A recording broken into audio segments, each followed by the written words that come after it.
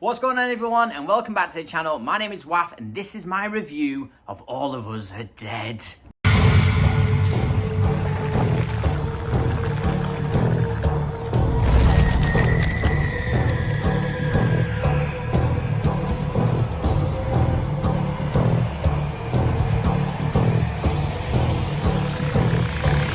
See, I'm not at home. I'm actually on tour at the minute. I'm in Brazil. I've been here for like a week. I did Argentina, I've done Brazil. I'm still doing Brazil this weekend, and then I go back to Argentina and end the tour there. So whilst I've got this downtime in between the shows, I really wanted to try and do something for the channel. It's something I've been wanting to continue whilst I'm on tour, is to do some more videos, because I watch so much shit, I play so much stuff, and I'd never get to react to it because I'm always on the road. So I'm going to try and start doing it more often with my phone. This is actually the second time I've tried to do this, because I just did it for about 20 minutes and my phone just stopped recording and I lost the whole video. So this is the second time reviewing it. So All of Us Are Dead is a new Korean zombie horror series which is on Netflix at the minute. It just came out not long ago. I've just binge watched all of it because I've been traveling so much. I had so much time to kill on flights or whatever that I chose to watch this, and I'm just so happy that I did, because this is such a good series. This honestly is some of the best, if not the best, zombie stuff I've actually watched. There's obviously loads of great zombie movies. There's so much great zombie stuff out there. There's just infinite amount of zombie stuff to watch. But I feel like they've done this so well. Like the zombies in this in particular that I'm speaking of, the actual zombies themselves, how they're done, is some of my favourite zombie stuff I've ever seen. They're so gruesome and so fucked up that I was loving watching them on the screen. Like all the actors who play the zombies done an amazing job. I don't know how they're taught to move like they move in this. They move so weird. It's like they've all got broken bones and they can just somehow like distort their body in ways that we just can't do. All the zombies can do that in this. So hats off to all the actors who do that, because they just did such a good job of it. The makeup is amazing. The sounds that the zombie make are horrendous.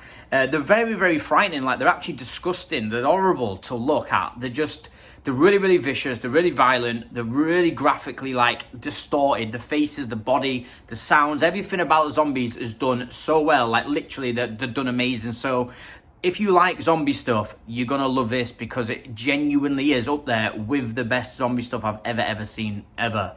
This series is 12 parts long. It's really, really long. Each episode is over an hour, like an hour and 20 minutes. Some of them are an hour and 10, and some of them are an hour. So it is a long series, which I think is a really good thing, because it really does take its time to get you to get to know the characters that you spend time with in the series. There's a lot of characters. There's so many. And at first I thought that was a bit of a negative, because it doesn't really establish who is the main characters for a while. I didn't really understand who was the main character for ages. I was like, well, who is the main cast here? Like, I know that there's all these characters, but like, who are we meant to be properly following? Because I want to care about some of them, because if they die, I want to be bothered about the fact that they're going to die. You do get that eventually. I feel like it takes a couple of episodes to get to that point, but yeah, it eventually does get to the point where you understand who the main characters are, and there's a lot of them. There's not just one. There is like one or two who are the main cast members, but I feel like a lot of them are the main cast members. There's a big group of school kids that you follow throughout the whole series. They are all, to me, like main cast members. Some of them are not as big, but yeah, there's just a lot to go through. So the series does take its time with that, which is good. It does take its time with a lot of the situations. Like a lot of these kids that are stuck in the school, should have said that this series is focused pretty much all on a school that has a zombie outbreak in it. There is a guy that's created a virus to help a certain family member, and this whole virus ends up getting outbroken into the school that we spend time with. The whole series is about this school. The virus does go elsewhere. It does sort of like go out into Korea, to an extent, but we don't get to spend that much time on the outside of the school. We do get to see some of it, and we do get to see how much this is spreading and how dangerous it is for the world. There is some moments where the military obviously eventually realize and get called in to obviously try and rescue all the kids, try and prevent the virus from breaking out, and obviously to stop all the zombies. And you do start to get a scale of how much this is spreading. this virus spreads so fast. As soon as you're bit, you're pretty much a zombie. And how they transform into zombies is sick. It's so good. How they go from a human into the zombie in that moment is wicked. It's done really, really well. But yeah, the whole thing's pretty much focused on this school. And in this school is just hundreds and hundreds of students. Pretty much 99% of them are all zombies. So you can feel how trapped these students are, the ones that are alive. They are completely trapped, and they're going from room to room to try and escape the school. This was the one thing that I thought was a little bit of a downfall, a negative, I guess. There wasn't any negatives really apart from this for me. Some of the writing was a little bit stupid. There were some really stupid moments, some stupid writing for some bits, but they hadn't bothered me too much. The only thing I found a little bit like, was just how many scenes were like the kids were stuck in a room and they're just so miserable and depressed because of what's going on. And they just sat about just talking, and there's a lot of that. And I was a little bit like, okay, I don't mind that, but because these episodes are so long and there's so many of them, there's quite a bit of it. That would be my only thing that I was a little bit like, this is a bit, it's not boring, but I could see it. If it carried on, I'd be getting a bit bored of it. But that was it really. Also, because they're Korean, they act differently to how we would act. Like they have a different type of posture. They're very like sat up straight. They're very still. So sometimes their expressions, they don't have any expressions.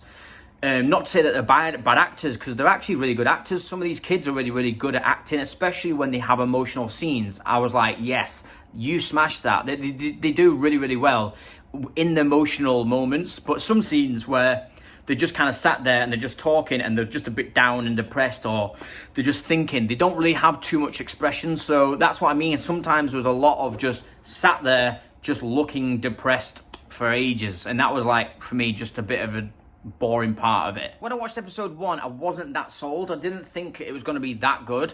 It just took so long to get going, and it was just following all these different cast members that I was like, I don't know if I'm into this. But when you get to episode 2, it proper steps it up, and then it kind of stays like that for a while.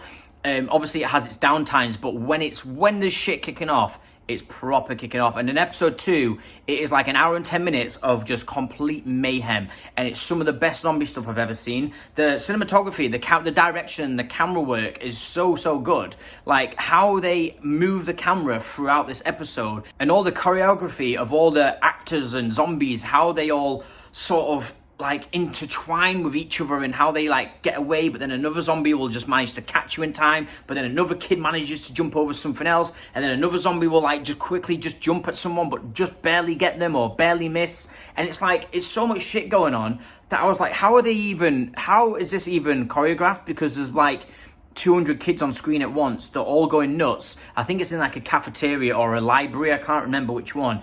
And there's so much stuff going on like everywhere.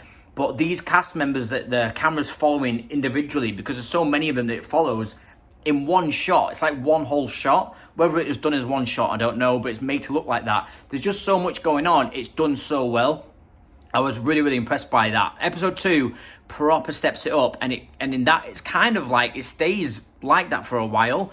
There's a lot of crazy episodes. There's a lot of shit that goes down. There is a character who's called the Bully. He obviously has a different name. He has a name in this. I'm not going to try and say his name because it's Korean and I can't remember it. I wouldn't even be able to say it even if I wanted to. But there is like a main villain in this who's like the bully. He's pretty much there throughout the whole series.